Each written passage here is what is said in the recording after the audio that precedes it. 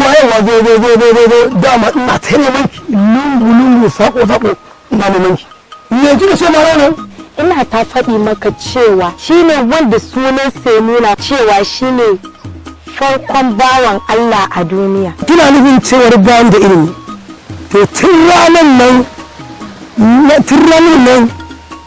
na gane cewar bawan Allah na farko dai Abdullahi shi ne mutum na farko a duniya kuma Adamu.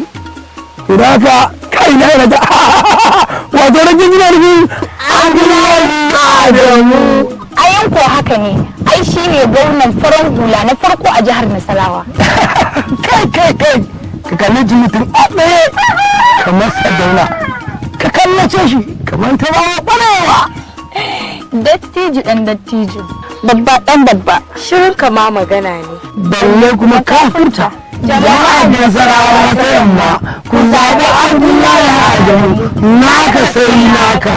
Abdullahi Adamu wannan sako ne daga 'yan gangamin yakin neman zaben Abdullahi Adamu ta dakin kefi a matsayin wakilci majalisar dattawa Nasarawa ta yamma.